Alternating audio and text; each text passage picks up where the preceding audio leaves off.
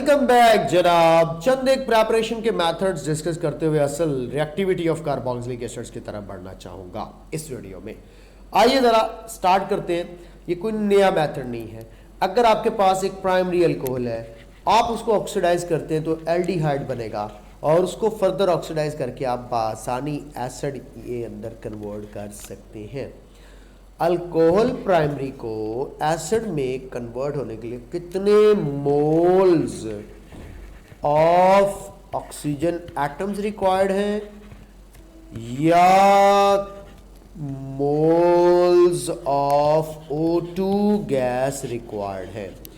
Oxygen atom देखो तो एक यहां यूज होगा, एक यहां यूज होगा, 2 मोल ऑक्सीजन एटम के। और अगर आपसे कहे तो हम लोग कहेंगे 1 मोल ऑक्सीजन गैस का रिक्वायर्ड है कि अगर आप एक प्राइमरी अल्कोहल को कार्बोक्सिलिक एसिड में कन्वर्ट करना चाहते हो तो नंबर ऑफ कार्बन जितने का अल्कोहल होगा उतने ही कार्बन का आपको एसिड मिलेगा। In case of alcohol dichromate use for the oxidising agent. Case of aldehyde Tollens reagent भी यूज किया जा सकता है क्योंकि माइल्ड ऑक्सीडाइजिंग एजेंट्स है। Number of carbon atoms remains the same. 2 moles of oxygen atoms are used for the complete oxidation of alcohol into carboxylic acid. ये सारे points की फॉर्म में भी बातें आपके सामने आ गई। No issue. नेक्स्ट आपके सामने फिर वही बात, अगर आपके पास नाइट्राइल्स हैं या सायानाइड्स हैं तो सायानाइड जो है जब भी एसिडिक हाइड्रोलिसिस या बेसिक हाइड्रोलिसिस में से गुजरता है तो उसके रिजल्ट में आपको डेफिनेटली साइनाइड ग्रुप किस में कन्वर्ट होता हुआ दिखता है? कार्बोक्सिलिक। ये मैं पहले बता चुका हूं, no need to discuss this thing in detail furthermore. Plus देखिए क्या बनेगा, अमोनियम क्लोराइड। ये पेपर में क्वेश्चन आ सकता है। फॉर एग्जाम्पल मैं अपने बच्चों को समझाता पता कैसे हूँ कि भाई ये देखो यहाँ पे 2 वाटर मॉलिक्यूल्स होंगे। 2 वाटर मॉलिक्यूल्स में से नाइट्रोजन के साथ 3 हाइड्रोजन एटम मिलकर के अमोनिया बनाएंगे। लो जी, अमोनिया बन के निकली, साथ में HCl एसिड से H+ आयन आता है। ये मिलकर क्या बना लेते हैं? Ammonium ion. बस जैसे ही अमोनियम आयन के बनने का इंतज़ार होता है HCl का क्लोराइड उसके साथ मिलकर अमोनियम क्लोराइड बना देता है। अब आप मुझे बताएं बाकी बच क्या रहा है? आपके पास बचते हैं 2 ऑक्सीजन एटम और 1 हाइड्रोजन एटम। तो खुद देखिए ये 2 ऑक्सीजन और 1 हाइड्रोजन अगर इस कार्बन से कनेक्ट हो जाए, नाइट्रोजन को निकाल बाहर किया जाए तो ये कौन सा ग्रुप बन जाएगा? कार्बोक्सिलिक ग्रुप बन जाएगा। आसान सी बात कर दी है। Cyanide or nitriles, mineral acids are used.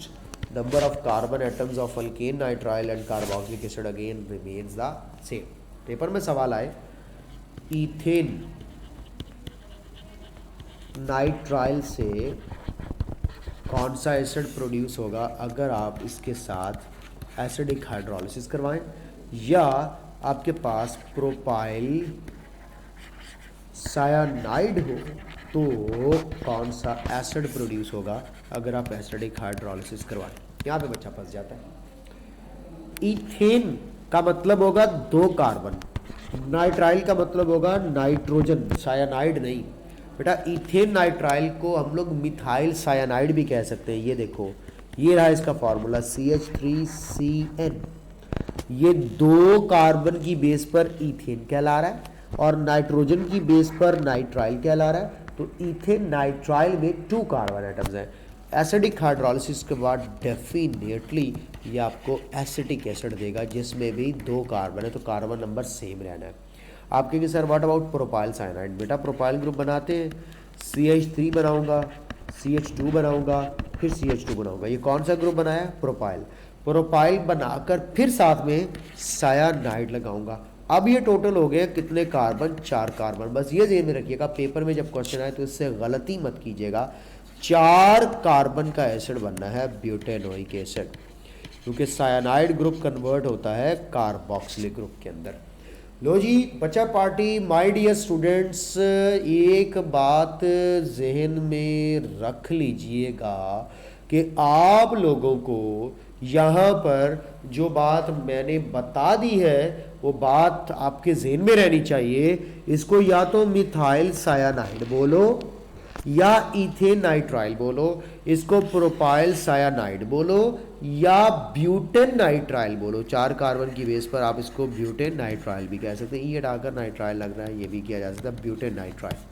ई भी लगा सकते हैं, लेकिन हम लोगों ने फोकस किया कॉन्सेप्ट के ऊपर। लो जी, साइनाइड की एसिडिक हाइड्रोलिसिस के थ्रू कार्बोक्सिलिक एसिड के सिंथेसिस का ये कॉन्सेप्ट भी आप लोगों के हैंड ओवर करते हुए एक छोटा सा क्वेश्चन आपसे पूछना चाहता हूँ, जो पहले भी पढ़ चुके हैं। कौन सा प्रोड्यूस करेगा 2 methyl 2 hydroxy propanoic acid upon addition of hydrogen followed by acidic hydrolysis. यानी कि आपने सिलेक्ट करना है फॉर्मल्डिहाइड की बात हो रही है, एसिटल्डिहाइड की बात हो रही है, या प्रोपेनल्डिहाइड या एसीटोन। फैसला कैसे होगा ये ज़रा देखते हैं। आप कहेंगे सर मैं स्ट्रक्चर बनाना चाह रहा था, मैंने देखा प्रोपेनोइक एसिड का मतलब है सर 3 कार्बन बनाए होंगे। एक पहला कार्बन सर मैंने कार्बोक्सिलिक एसिड बना दिया। अब सर मैंने जो है वो कार्बन नंबर 2 के साथ OH ग्रुप लगाना है, और कार्बन नंबर 2 के साथ सर मैंने मिथाइल ग्रुप भी लगाना है, और ये ऑटोमेटिकली मिथाइल ग्रुप सर बन जाएगा। अब आप लोग ज़रा गौर करें, ये कैसा कंपाउंड था जिससे ये एसिड बना है 2 मिथाइल 2 हाइड्रोक्सी प्रोपेनोइक एसिड। आपने बस ये चीज़ ध्यान में रख लेनी है कि अगर मैं एसीटोन लेता हूँ, एसीटोन, और उसमें हाइड्रोजन सायानाइड ऐड करता हूँ, तो आपको समझ आना चाहिए कि ये रहा पूरे का पूरा एसीटोन का फॉर्मूला, जो आपको यहाँ पे बाकायदा दिख रहा है। कैसे? ये हाइड्रोजन ऑक्सीजन के साथ ऐड होता है, और सायानाइड कार्बोनिल कार्बन पे अटैक करता है, न्यूक्लियोफिलिक एडिशन रिएक्शन होता है, जिसके रिजल्ट में देखिएगा आपके सामने एक सायानोहाइड्रिन अडक्ट बनती है, जो कि कुछ इस तरह से है। ये देखिएगा, ये OH और ये आ गया सायानाइड। ये सायानाइड इस कार्बोनिल कार्बन के साथ अटैच हो गया। अब आगे जब एसिडिक हाइड्रोलिसिस होगी, तो एसिडिक हाइड्रोलिसिस डेफिनेटली इस सायानाइड ग्रुप को किस में कन्वर्ट कर देगी? कार्बोक्सिलिक ग्रुप में कन्वर्ट कर देगी। तो CH3OH और साथ में कार्बोक्सिलिक ग्रुप लग गया, तो डेफिनेटली आप लोगों का हाथ चलते चलते चलते चलते एसीटोन तक पहुंचना चाहिए, जो कि एक बड़ा इम्पॉर्टेंट क्वेश्चन आप लोगों के सामने मैंने रख दिया। तो ये जो आपके सामने मैंने एक छोटी सी डिस्कशन की है, ये प्रेपरेशन ऑफ कार्बोक्सिलिक एसिड्स के हवाले से थी। अब आप लोगों को साथ ही में मैं डिस्कस करवाना चाहता हूँ कि अगर रिएक्टिविटी डिस्कस की जाए, रिएक्टिविटी ऑफ कार्बोक्सिलिक एसिड्स, तो उसमें हम लोगों ने क्या क्या चीज़ें चेक करनी है। कोई मसला नहीं है। कार्बोक्सिलिक एसिड की रिएक्टिविटी में बच्चों को कहता होता हूँ कि जनाब 3 टाइप के रिएक्शंस कार्बोक्सिलिक एसिड्स के देखने को मिलेंगे। 3 टाइप के रिएक्शंस। सबसे पहला रिएक्शन होगा हमारे पास जिसमें OH बॉन्ड ब्रेक होगा, OH बॉन्ड ब्रेक। दूसरा रिएक्शन होगा जिसमें CO बॉन्ड ब्रेक होगा, जस्ट लाइक अल्कोहल्स। और तीसरा वो होगा जिसमें पूरे का पूरा कार्बोक्सिलिक ग्रुप मौजूद होगा, due to carboxylic group, due to carboxylic group reaction. यानी कि 3 तरह के होंगे, CO, OH and carboxylic group वाले। अब डेफिनेटली अगर OH बॉन्ड ब्रेक होता है तो यहाँ पे H+ आयन रिप्लेस होगा किसी भी इलेक्ट्रोफाइल से। तो इसका मतलब है मैं कह सकता हूँ कि यहाँ पे बिल्कुल अल्कोहल्स की तरह इलेक्ट्रोफिलिक सब्स्टिट्यूशन रिएक्शन देखने को मिलेगा। ठीक है बेटा। इसी तरह आप लोग यहाँ पे कहेंगे carboxylic acid act as acid. दूसरी तरफ दे दूँ तो यहाँ पे जब CO बॉन्ड ब्रेक होगा तो फिर वही बात है कि OH लॉस हो रहा होगा, तो मुझे कह देना चाहिए कि OH नेगेटिव रिप्लेस होगा बाय एनी अदर न्यूक्लियोफाइल। तो मुझे कहना चाहिए ये न्यूक्लियोफिलिक सब्स्टिट्यूशन होगी, और यहाँ पे एज बेस एक्ट कर रहा होगा कार्बोक्सिलिक एसिड। ये सारी बातें अल्कोहल में पढ़ चुके हैं। कार्बोक्सिलिक ग्रुप की वजह से रिएक्शंस होते हैं रिडक्शन रिएक्शंस। रिडक्शन भी 2 तरह से होती है, जिस तरह हम लोगों ने कार्बोनिल कंपाउंड्स की पढ़ी है। एक पार्शियल होती है जो अल्कोहल्स बनाती है, और पार्शियल के लिए उसी तरह लिथियम एल्यूमिनियम हाइड्राइड यूज़ किया जाता है। एक होती है कंप्लीट। कंप्लीट में phosphorus plus hydrogen iodide as a reducing agent use होगा। तो इसके रिजल्ट में आपको अल्केन्स मिलेंगे, जिस तरह हम लोगों ने कार्बोनाइल कंपाउंड्स में प्रोड्यूस किए थे alkanes by Wolff Kishner and Clemmensen. एक छोटी सी स्केचिंग कर दी मैंने कार्बोक्सिलिक एसिड की रिएक्टिविटी। कार्बोक्सिलिक एसिड अब आपको पता चलना चाहिए कि इतना रिएक्टिव क्लास क्यों कंसिडर किया जाता है, क्योंकि इसमें देखते चले जाइएगा कि क्या क्या मौजूद है। एक तो इसमें पोलर आर ग्रुप मौजूद है, फिर दूसरा इसमें पाई बॉन्ड्स भी मौजूद हैं जो कि कार्बोनाइल कार्बन वाली रिएक्टिविटी भी जो है वो शो कर रहे होंगे। तो बेटा इसके अंदर ये जो ग्रुप है ये हाईली पोलर ग्रुप है। कार्बोक्सिलिक ग्रुप जो है वो हाईली पोलर ग्रुप है और इसकी बहुत ज़्यादा हाई फाई पोलैरिटी इसको most reactive class of organic compounds बना देती है। क्या बना देती है? Most reactive class of organic compounds. मैंने अपने स्टूडेंट्स को ये reactivity of carboxylic acid display कर दी। अब 1 बाय 1 करके डिस्कशन करें तो मैं एक लिस्ट ना बना दूं जिसमें मैंने आप लोगों के सामने अभी बात की है कि रिएक्शंस होंगे हाइड्रोजन एटम की वजह से, OH ग्रुप की वजह से और कार्बोक्सिल ग्रुप की वजह से। ये दूसरा वर्जन आ सकता है कि हाइड्रोजन एटम का रिएक्शन कौन सा है, OH ग्रुप का रिएक्शन कौन सा है और कार्बोक्सिलिक ग्रुप का रिएक्शन कौन सा है। 1 बाय 1 करके डिस्कस करते हैं। तो सबसे पहले आप लोगों के सामने OH ग्रुप की बेस पर बात करते हैं। तो आप मुझे बताइएगा कि अगर आपके सामने कोई कार्बोक्सिलिक एसिड हो और उसका ये OH बॉन्ड ब्रेक किया जाए तो किसको आके सबसे पहले अटैक करना होगा? ऑफ कोर्स इलेक्ट्रोफाइल को। तो इसका मतलब है, इसका मैकेनिज्म जैसा कि मैं बताता हूँ इलेक्ट्रोफिलिक सब्स्टिट्यूशन है। तो इसके रिएक्शंस देखिएगा, हाइड्रोजन एटम्स की वजह से कार्बोक्सिलिक ग्रुप के जो हाइड्रोजन एटम उसकी वजह से रिएक्शंस है सॉल्ट फॉर्मेशन। सोडियम मेटल के साथ रिएक्शन याद रख लीजिएगा, सोडियम कार्बोक्सिलेट और हाइड्रोजन गैस प्रोड्यूस होगी। ये अल्कोहल का और कार्बोक्सिलिक एसिड का एक कॉमन रिएक्शन है जो पेपर में सवाल पूछा जा सकता है। NaOH के साथ ये रिएक्शन कर जाते हैं, अल्कोहल नहीं करते क्योंकि अल्कोहल वीक एसिडिक होते हैं, जो कि मैं अल्कोहल फिनोल वाले यूनिट में बता चुका हूँ। यहाँ पर भी सोडियम कार्बोक्सिलेट बन रहा है but by product is water. ये बाय प्रोडक्ट का बड़ा ज़बरदस्त चक्कर होता है जो पेपर में पूछा जाता है। ये बाय कार्बोनेट के साथ भी रिएक्शन कर जाएंगे क्योंकि वो स्ट्रॉन्ग एसिड होते हैं। कार्बोक्सिलेट सोडियम तो बनेगा सॉल्ट बट CO2 और वाटर प्रोड्यूस होगा, कोई और गैस प्रोड्यूस नहीं होनी। सोडियम कार्बोनेट के साथ भी इस तरह सॉल्ट CO2 और वाटर प्रोड्यूस होगा। अमोनिया गैस के साथ अमोनियम कार्बोक्सिलेट सॉल्ट बनेगा। क्या बनेगा? Ammonium carboxylate. तो इसका मतलब ये हुआ कि जो हाइड्रोजन एटम की वजह से कार्बोक्सिलिक एसिड के रिएक्शंस होते हैं वो सॉल्ट फॉर्मेशन रिएक्शंस होते हैं। यहाँ पे अल्काइल ग्रुप मिथाइल ग्रुप हो सकता है। रिएक्शन जस्टिफाई करते हैं acidic nature of carboxylic acid को। याद रख लीजिएगा इन सब में सॉल्ट फॉर्मेशन हो रही है। यहाँ पे यूँ समझ लीजिए ये सब के सब बेस के तौर पे एक्ट करते हुए कार्बोक्सिलिक एसिड के साथ रिएक्शन कर रहे हैं और सॉल्ट की फॉर्मेशन हो रही है along with some other by products. ये तो था हाइड्रोजन एटम की वजह से रिएक्टिविटी। अब साथ ही लगे आ तो OH ग्रुप की वजह से भी रिएक्टिविटी देखें तो ये 4 रिएक्शंस हैं, esterification, acid chloride, amide and anhydride. यहाँ पे टेक्निकल क्वेश्चन क्या आ सकता है, आइए ज़रा वो मैं थोड़ा सा आपके साथ डिस्कस करता हूँ। क्यों ना एक छोटा सा काम करूँ और आपको एक खाली स्लाइड के ऊपर कुछ स्पेसिफिक सी चार्टिंग करके दिखाऊं। क्या याद करेंगे आप? कुचर कुचर की आवाज़ आ रही होगी आपको रबिंग की। ओके, लो जी बच्चों, get ready for a very important thing. ये कार्बोक्सिलिक एसिड आपके सामने मैंने बना दिया। इसका अब मैंने CO बॉन्ड तोड़ना है और OH रिप्लेस करना है। 4 तरह के रिएक्शंस हो गए, याद रख लीजिएगा। डेरिवेटिव्स, क्या बोला मैंने? Derivatives of carboxylic acids,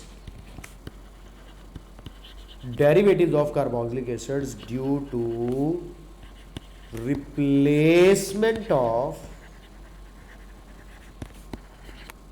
OH by other nucleophile होते हैं। यहाँ पे अब आपके सामने मैं जो क्वेश्चन रखूंगा उसको हमातन गोश होके सुनना पड़ेगा। जाग जाओ, जाग जाओ, जागते रहना, जागते रहना। सबसे पहला रिएक्शन हम लोग करवाएंगे एसिड हेलाइड की फॉर्मेशन का, जिसमें मैं कहूंगा OH replace by OH replace by X halogen. दूसरे नंबर पर आएगा एस्टर फॉर्मेशन। एस्टर फॉर्मेशन में याद रख लीजिएगा OH रिप्लेस बाय किसके साथ, OR के साथ। ये this one is the nucleophile, this one is the nucleophile, एक रिप्लेसिंग है और एक लिविंग है। उसके बाद आपको तीसरा रिएक्शन डेरिवेटिव का देखने को मिलेगा एमाइड फॉर्मेशन, जो कि इनडायरेक्ट होती है, 2 स्टेप्स में होने वाला वाहिद रिएक्शन जो पेपर में पूछा जाता है। इस एमाइड फॉर्मेशन के अंदर अब आपने याद क्या रखना है कि OH रिप्लेस बाय NH2 और लास्ट में आता है एनहाइड्राइड फॉर्मेशन, जिसको एसिड एनहाइड्राइड भी कहते हैं। एनहाइड्राइड फॉर्मेशन, एनहाइड्राइड फॉर्मेशन के अंदर जो OH है ये रिप्लेस्ड बाय होता है COOR। ये रहा आप लोगों के पास चौथा रिएक्शन।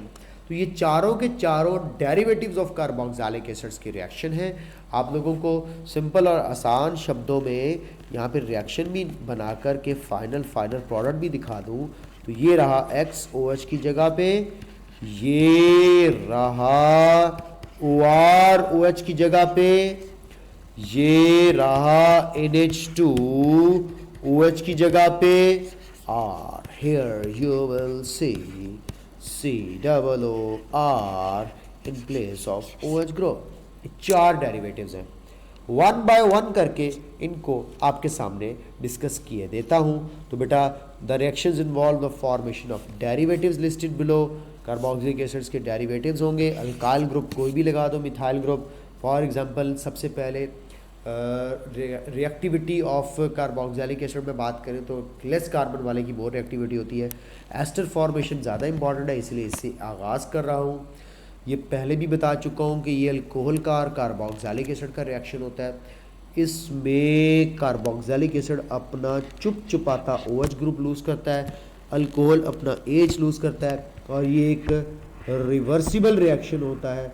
इसके बारे में मोस्टली जगहों पर मैंने देखा है कि ये बाज़ दफ़ा एक्सोथर्मिक लिखा हुआ होता है, और इस एस्टर के रिवर्सिबिलिटी में कंसनट्रेटेड H2SO4 का रोल है कि डोमिनेट करते हुए कार्बोक्सिलिक एसिड को मजबूर कर देना एज ए बेस एक्ट करने के लिए, क्योंकि बेचारा कार्बोक्सिलिक एसिड OH लूज़ करता है और OH लूज़ करने वाला बेस होता है। ये देखना, ये अल्कोहल का OR आया और कार्बोक्सिलिक एसिड के RCO के साथ मिला। इसका मतलब है MCQ आए, ये जो RCO है एस्टर का, जिसको मैं एसाइल कहूँगा, तो ये किसका पार्ट है, एसिड का पार्ट है। ये बड़ा इंपॉर्टेंट क्वेश्चन है। और ये जो OR आपको ग्रुप नज़र आ रहा है अल्कऑक्सी, ये किसका पार्ट है, ये अल्कोहल का पार्ट है। यानी कि किसी भी एस्टर से अल्कोहल या किसी भी अल्कोहल और एसिड से एस्टर बनानी हो तो ये रूल याद रख लीजिएगा। क्या रूल है, एसिड से एसाइल उठाना है और अल्कोहल से अल्कोक्सी उठाना है। एक एसाइल आया, एक अल्कोक्सी आया। The reactivity order of esterification, ये भी अभी आपको डिस्कस करवाता हूँ अल्कोक्सी और एसाइल वगैरह का, with the increase in the crowding of alkyl group. ये बड़ा इंपॉर्टेंट रोल है कि रिएक्टिविटी ऑफ एस्टेरिफिकेशन डिक्रीज होती चली जाती है जैसे जैसे अल्काइल ग्रुप क्राउडी होता चला जाता है। ये क्राउडी अल्काइल ग्रुप के अंदर अगर हम लोग देखें तो हमें कम रिएक्टिविटी देखने को मिलेगी, क्योंकि वो वो न्यूक्लियोफिलिक अटैक और मैकेनिज्म के अंदर डिफ़िकल्टी होती है एक मोटे तगड़े किस्म के कार्बोक्सिलिक एसिड को मूव करने में। अल्काइल ग्रुप्स में OH ग्रुप छुप जाता है, जिसकी वजह से वो रिएक्शन नहीं कर पाता। तो ये इंपॉर्टेंट याद रख लीजिएगा। एस्टेरिफिकेशन करवानी हो तो अल्कोहल की रिएक्टिविटी में मैथनॉल सबसे ज़्यादा रिएक्टिव होगी, क्योंकि अल्कोहल का जब भी OH बॉन्ड टूटता है तो मैथनॉल या प्राइमरी अल्कोहल ज़्यादा रिएक्टिव होती है। कार्बोक्सिलिक एसिड में फॉर्मिक एसिड ज़्यादा फास्ट रिएक्टिव होगा, और जैसे जैसे अल्काइल ग्रुप का क्राउड बढ़ता जाएगा रिएक्टिविटी कम होती जाएगी। The reactivity of aromatic acids towards esterification decreases with the increase in the number of alkyl group substitutes at ortho position. क्या मतलब, ये देखो ये है आपके पास कार्बोक्सिलिक ग्रुप। अगर मैं और दो पोजीशंस पर अल्काइल ग्रुप लगा देता हूँ, खुद फैसला करें, इन अल्काइल ग्रुप का और दो पोजीशन पर लगने पर फिर कार्बोक्सिलिक ग्रुप स्टेरिकली हिंडर्ड हो जाएगा, फिर यहाँ से OH का लूज होना मुश्किल हो जाएगा, फिर यहाँ पे अल्कोहल का एज ए न्यूक्लियोफाइल अटैक करने का चांस कम हो जाएगा। तो आपको इसके मैकेनिज्म के अंदर समझाऊं तो वो आपको बड़ी काम की चीज़ें देखने को मिलेगी। तो एक तो ये ऑर्डर याद रख लीजिएगा, अल्कोहल का रिएक्टिविटी ऑर्डर क्या है, और दूसरा एसिड का रिएक्टिविटी ऑर्डर क्या है, और आपको एस्टेरिफिकेशन का अगर मैं मैकेनिज्म सिखाऊं तो आप लोगों को एस्टेरिफिकेशन के मैकेनिज्म के अंदर देखें। स्टेप 1 प्रोटोनेशन है, किसकी? कार्बोक्सिलिक एसिड की। और आपको पता है ये जो कार्बोनाइल कार्बन वाले ऑक्सीजन के इलेक्ट्रॉन पेयर्स है ये हाइड्रोजन की तरफ जाएंगे क्योंकि इनके पास पाई इलेक्ट्रॉन्स भी हैं जो कि डीलोकलाइज्ड इलेक्ट्रॉन्स हैं। तो पहला स्टेप हुआ प्रोटोनेशन, ये बन गया आप लोगों के पास कार्बोक्सिलिक एसिड्स का ऑक्सोनियम आयन। जैसे ही ऑक्सोनियम आयन बनता है, इस ऑक्सोनियम आयन के बनने का इंतज़ार कर रही होती है अल्कोहल। अब MCQ के लिए याद रखिएगा, attack of alcohol as nucleophile दूसरे स्टेप में होता है। जितने बड़े बड़े अल्काइल ग्रुप लगे होंगे तो अल्कोहल के अटैक के लिए स्टेरिक हिंड्रेंस होगी, रिएक्टिविटी कम हो जाएगी। तो जी अल्कोहल इस कार्बोनाइल कार्बन पे अटैक करती है, जिसके रिजल्ट में देखिए अल्कोहल कार्बोनाइल कार्बन के साथ अटैच हुई, खुद इलेक्ट्रॉन डेफिशिएंट हो गई। अब ये जो इलेक्ट्रॉन्स है पाई, ये डेफिनेटली आगे शिफ्ट होके ऑक्सीजन की डेफिशिएंसी को पूरा कर देंगे, अल्कोहल डेफिशिएंट हो जाएगी। यहाँ पे आपको प्रोटोप्रिज्म देखने को मिलेगा, यहाँ पे आपको टॉटोमरिज्म देखने को मिलेगा। क्या होता है टॉटोमरिज्म या प्रोटोप्रिज्म? कि एक ही मॉलिक्यूल के एक हिस्से से अपने ही मॉलिक्यूल के दूसरे हिस्से तक प्रोटॉन का ट्रांसफर होना। ये देखिएगा कार्बोक्सिलिक ग्रुप जो पहले वाला था वो अपना लोन पेयर इस हाइड्रोजन एटम की तरफ लपकाएगा, हाइड्रोजन चलती बनेगी ऑक्सीजन के पास और जाते हुए ये इलेक्ट्रॉन ऑक्सीजन के स्पुर्द करेगी क्योंकि ऑक्सीजन को इलेक्ट्रॉन की ज़रूरत है। ये ऑक्सीजन अब हो गई है पूरी और आ गया आपके पास OH2, यानी कि इस हिस्से से इस हिस्से तक H+ आयन का ट्रांसफ़र होने की वजह से ये प्रोटोनेशन या प्रोटोप्रिज्म कहलाएगा। Elimination of water and proton, इसको कंप्लीट कर देता हूँ।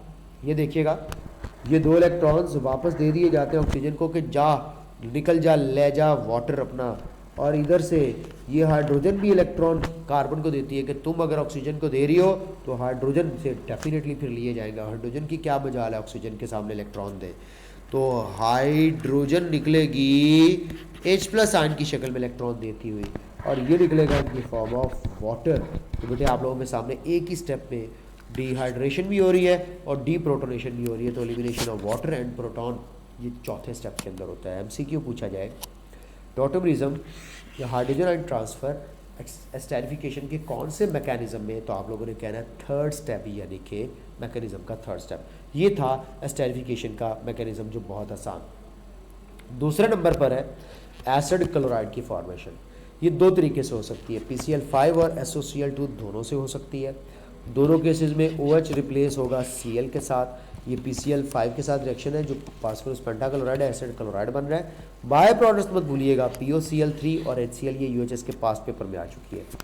अगर SOCl2 के साथ रिएक्शन है तो OH फिर से रिप्लेस हो रहा है क्लोरीन के साथ, और आपको अब की दफ़ा SO2 और HCl बाय प्रोडक्ट्स मिलेगी बिल्कुल अल्कोहल की तरह। इसका मैकेनिज्म भी बिल्कुल उसी तरह अल्कोहल की तरह है। SOCl2 के अंदर जो है वो SOCl2 ने जो है वो अटैक करना है। अब आप लोग देखें कि यहाँ पे पहले ये H+ लूज़ करेगा, ये H+, अब OH कैसे लूज़ होना है वो मैं आपको बता रहा हूँ। वैसे तो मैकेनिज्म आपको पता ही होना चाहिए।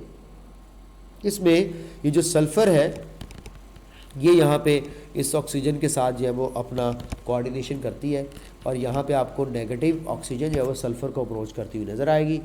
ऑक्सीजन और सल्फ़र का बॉन्ड बनेगा, हाइड्रोजन आयन जाएगा और सल्फ़र यहाँ से क्लोरीन को अलग करेगा। ये है SOCl2 का स्ट्रक्चर, ये देखें। तो जैसे ही ये ऑक्सीजन सल्फ़र पर जब अटैक करेगी तो सल्फ़र यहाँ से ये इलेक्ट्रॉन्स ऑक्सीजन को दे करके क्लोराइड आयन बना देगी और ख़ुद ऑक्सीजन के साथ जुड़ जाएगी। ये देखो ऑक्सीजन और सल्फ़र का बॉन्ड लिंक हुआ। अगले स्टेप में क्या होगा, ये chloride ion as a nucleophile attack करेगा। तो हम लोग यहाँ पे पहले स्टेप को कहेंगे कि attack of carboxylic acid as a nucleophile, या फिर डीप्रोटोनेशन। अब देखिएगा क्लोराइड आयन का कार्बोनिल कार्बन पे अटैक हो रहा है, तो ये पाई इलेक्ट्रॉन्स डेफिनेटली आगे शिफ्ट हो जाएंगे। ये हमारे पास कार्बोनिल कार्बन कह रहा था, क्लोराइड आयन का अटैक हो रहा है कार्बोनिल कार्बन पर, तो पाई इलेक्ट्रॉन्स ऊपर शिफ्ट हो जाएंगे। ये रहे पाई इलेक्ट्रॉन्स, क्लोरीन आके कार्बन के साथ जुड़ चुकी है, यही है वो क्लोरीन जिसका था इंतज़ार, यही है वो क्लोरीन जो देनी है SOCl2 ने, तो वो पहले ही उसको अलग कर लेता है कि भाई तू निकल, बाद H कार्बन नाल खुद ही नहीं बढ़ती रही, ठीक है। तो हाँ, कार्बन से निपटने के लिए वो आ चुकी है। अब क्या होना चाहिए, अब ये होना चाहिए कि ये 2 इलेक्ट्रॉन्स हैं ये वापस आए यहाँ पे पाई बॉन्ड बनाने के लिए, और ये 2 इलेक्ट्रॉन्स बाजू में पड़ी हुई ऑक्सीजन को देख करके चलता किया जाए। ये देखिए आपके सामने सूरत हाल, 2 इलेक्ट्रॉन्स का आना, इनका उधर जाना, और in the mean while chloride ion एक और का निकल जाना, और आपको SO2 का मिलना। वो पड़ा हुआ पहले वाला H+ आयन इंतज़ार कर रहा है कि कब क्लोरीन आए दूसरी वाली और मैं HCl बनाऊँ। इसका मतलब है SOCl2 आपसे MCQ में पूछे कितने हाइड्रोजन एटम लूज़ करेगा, कितने क्लोरीन लूज़ करेगा। एक क्लोराइड फर्स्ट स्टेप में लॉस्ट होता है, एक क्लोराइड लास्ट स्टेप पे लॉस्ट होता है, लास्ट स्टेप में क्लोराइड लॉस्ट होता है। इसका मतलब ये हुआ कि स्टेप 1 में भी क्लोराइड लॉस हो रहा है और स्टेप 3 में भी क्लोराइड लॉस हो रहा है। ये इसका मैकेनिज्म का एक इम्पॉर्टेंट क्वेश्चन हो सकता है जो पेपर में पूछा जाए। एस्टर फॉर्मेशन मैं ऑलरेडी बता चुका हूँ, और उसके बाद ये कुछ एस्टर्स के फ्लेवर्स हैं, बनाना शनाना, क्योंकि आर्टिफिशियल जो जूसेस वगैरह होते हैं जिसमें 100% प्योर जूस लिखा होता है, वो 100% प्योर नहीं होता, उसमें ये एसेंस डाल करके एस्टर्स को निपटाया जाता है। कार्बोक्सिलिक एसिड का जो डेरिवेटिव डायरेक्टली प्रिपेयर नहीं होता, 2 स्टेप्स में प्रिपेयर होता है, वो एसिडेमाइड है। कार्बोक्सिलिक एसिड्स रिएक्ट करते हैं अमोनिया के साथ, अमोनियम सॉल्ट ऑफ एसिड बनता है जो हीट करने पर एसिडेमाइड बनाता है, यानी कि अमोनियम एसीटेट है हमारे पास, एक स्टेबल सॉल्ट है। तो अमोनिया के साथ रिएक्शन हुआ, अमोनियम एसीटेट बना, ये स्टेप 1 था। और उसके बाद ये स्लो स्टेप होता है, रेडिटर्मिनेशन भी होता है। उसके बाद स्टेप 2 जो है ये फास्ट होता है, हीट की प्रेजेंस में होता है, और एसिटामाइड बनता है आप लोगों के सामने। और आपको मैं मज़ेदार बात बताऊं, ये जो एसिटामाइड बनता है ये वो नाइट्राइल के थ्रू बनता है, पहले नाइट्राइल बनते हैं तो फिर एसिटामाइड बनता है। ये भी बड़ी इंटरेस्टिंग बात है, इसका मैकेनिज्म अभी आपको मैं दिखा देता हूँ। ये मैकेनिज्म में देखिए, अमोनिया का एज न्यूक्लियोफाइल अटैक हो रहा है, attack of ammonia as a nucleophile, step 1 है। स्टेप 2 में देखिएगा आपको क्या तब्दीली रूनुमा होती नजर आ रही है, प्रोटोनेशन। क्या हो रही है, प्रोटोनेशन। ये देखो, ये आपके सामने प्रोटोनेशन। अब ये प्रोटोनेशन बाहर से कहीं प्रोटॉन आ रहा है, नहीं, ये देखिएगा इसका अपना ही प्रोटॉन ट्रांसफर हो रहा है। यानी कि मैं यहाँ पे अपने स्टूडेंट्स को ये कहूँगा कि भाई यहाँ पे फिर से टॉटोमरिज्म देखने को मिलेगा, फिर से टॉटोमरिज्म देखने को मिलेगा। आइए ज़रा इन हाइड्रोजन एटम्स को अलहदा कर देते हैं। ये रहे हाइड्रोजन एटम्स। बेटा इस ऑक्सीजन ने इस पे अटैक करना हाइड्रोजन पे, ये 2 इलेक्ट्रॉन्स ये नाइट्रोजन के हवाले कर रही होगी, नाइट्रोजन पर इलेक्ट्रॉन पूरे हो जाएंगे और वो हाइड्रोजन आ जाएगा इधर। तो इसका मतलब है ये भी टॉटोमरिज्म के अंदर ही इंक्लूड करूँगा। उसके बाद देखिएगा मसला हल हो चुका है। अब इस वाटर को चलता करना है, यानी कि डिहाइड्रेशन होनी है। डिहाइड्रेशन में देखिएगा 2 इलेक्ट्रॉन ऑक्सीजन को दे जाए, ऑक्सीजन कहती है भेजो भेजो वाटर को, मैं इलेक्ट्रॉन ताज़ा लेके आ रही हूँ कार्बन, हम दोनों बॉन्ड बनाएंगे और हमारे पास एमाइड बन जाएगा और साथ में वाटर लॉस्ट होगा। तो 3 स्टेप का मैकेनिज्म नाम बता दीजिएगा। अटैक ऑफ न्यूक्लियोफाइल अमोनिया का, अमोनिया अटैक करेगी एज ए न्यूक्लियोफाइल, स्टेप 2 में टॉटोमरिज्म होगा, स्टेप 3 के अंदर डिहाइड्रेशन या रिमूवल ऑफ वाटर। बेटे इनके मैकेनिज्म्स बहुत इंपॉर्टेंट है जो आप लोगों ने याद रख लेने हैं। आखिर में एनहाइड्राइड, और मैं एक जगह पे पढ़ रहा था, एनहाइड्राइड में कार्बोक्सिलिक एसिड एम्फोटेरिक स्पीशी के तौर पे एक्ट करता है। कार्बोक्सिलिक एसिड एम्फोटेरिक स्पीशी के तौर पे एक्ट करता है। एम्फोटेरिक क्या मतलब, 2 कार्बोक्सिलिक एसिड के मॉलिक्यूल्स आपको नजर आ रहे होंगे, एक का OH बॉन्ड टूट रहा होगा तो दूसरे का CO टूट रहा होगा, यानी कि एक ऐसा रिएक्शन जिसमें एक एसिड अपना CO बॉन्ड टूटे, दूसरा OH बॉन्ड टूटे, तो ये हमारे पास कहलाते हैं फॉर्मेशन ऑफ एसिड एनहाइड्राइड। तो ये रही आप लोगों के सामने फॉर्मेशन P2O5, यानी कि ये जो वाटर लॉस होना है ये करवाना है P2O5 ने, जो कि डिहाइड्रेटिंग एजेंट है। ये इतना जालिम डिहाइड्रेटिंग एजेंट है कि सल्फ्यूरिक एसिड में से वाटर निकाल लेता है, यानी कि पानी निकालने वाले का पानी निकाल देता है। इतना स्ट्रॉन्ग किस्म का ये डिहाइड्रेटिंग एजेंट है। तो ये देखिए आपके पास ये एम्फोटेरिक कैरेक्टर शो हो रहा है, आपके सामने एक OH लूज़ कर रहा है और एक H लूज़ कर रहा है। तो ये देखो, ये आपके पास एक एसिड था जिसका H लूज़ हुआ, ये दूसरा एसिड था जिसका OH लूज़ हुआ। अब आप खुद देखें कि ये जो OH था इसका ये रिप्लेस हो रहा है COR के साथ, जो थोड़ी देर पहले मैंने आप लोगों को सिखाया था, और साथ में वाटर की फॉर्मेशन हो रही है। तो ये रहे 4 डेरिवेटिव्स। इसके लिहाज से देखेंगे तो ये इलेक्ट्रोफिलिक सब्सटीट्यूशन होगी, इसके लिहाज से देखेंगे तो ये न्यूक्लियोफिलिक सब्सटीट्यूशन होगी। तो साइमल्टेनियस न्यूक्लियोफिलिक और इलेक्ट्रोफिलिक सब्सटीट्यूशन भी ये रिएक्शन होगा, एम्फोटेरिक कैरेक्टर भी ये होगा, एनहाइड्राइड की फॉर्मेशन। तो ये रहे चारों के चारों डेरिवेटिव्स और उनकी फॉर्मेशन।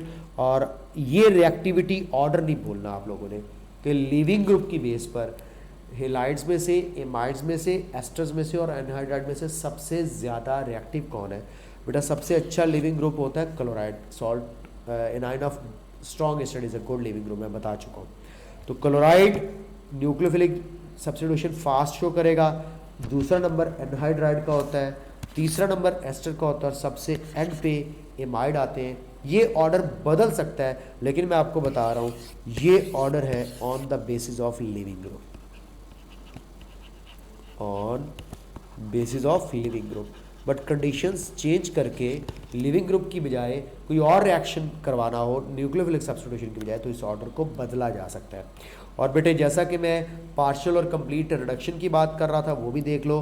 लिथियम एल्यूमिनियम हाइड्राइड के साथ ये आपका कार्बोक्सिल ग्रुप पूरे का पूरा भ्रष्ट हो जाएगा, इधर हाइड्रोजन ऐड हो जाएंगे, और ऑफ कोर्स ये हमारे पास किस में कन्वर्ट हो जाएगा? देखिएगा, 2 हाइड्रोजन इधर भेज दो, वाटर बना के निकाल दो, 2 हाइड्रोजन इधर भेज दो तो 4 मोल्स ऑफ हाइड्रोजन एटम्स या 2 moles of hydrogen gas use होंगे। पार्शल जो हमारे पास रिडक्शन होती है उसके रिजल्ट में अल्कोहल्स आर द प्रोडक्ट्स, तो नंबर ऑफ कार्बन इधर के और नंबर ऑफ कार्बन इधर के सेम।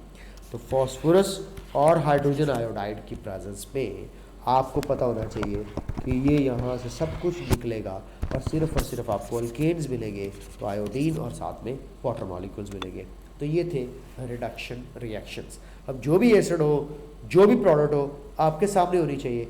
एसिडिक एसिड से इथेन बन रहा है, प्रोपेनोइक एसिड से प्रोपेन बनेगा या प्रोपेनॉल बनेगी, depending upon the reagent. Sodium borohydride भी यूज़ किया जा सकता है। तो ये रही रिएक्टिविटी ऑफ कार्बोक्सिलिक एसिड्स के ऊपर वीडियो। और नेक्स्ट वीडियो अब मैंने ऑर्गेनिक एसिड्स की स्ट्रेंथ के ऊपर बनानी है कि मोनो डाई सब्स्टिट्यूटेड वगैरह अगर एसिड्स हो तो उसके ऊपर क्या इफेक्ट होता है एसिडिक स्ट्रेंथ का। तो आइए ज़रा नेक्स्ट वीडियो की तरफ जाते हैं। अपना ख्याल रखिएगा। उम्मीद है ये रिएक्टिविटी आप लोगों को बड़े अच्छे तरीके से समझ आई होगी, मैकेनिज़्म भी समझाए हैं। प्रैक्टिस करने के लिए इतना मोटा क्वेश्चन बैंक आपके पास मौजूद है, उससे ज़रूर प्रैक्टिस करें और क्वेश्चंस पूछते रहें। अल्लाह ताला आप लोगों को ज़्यादा से ज़्यादा पढ़ने की तौफीक अता फरमाए। खुदा हाफिज़।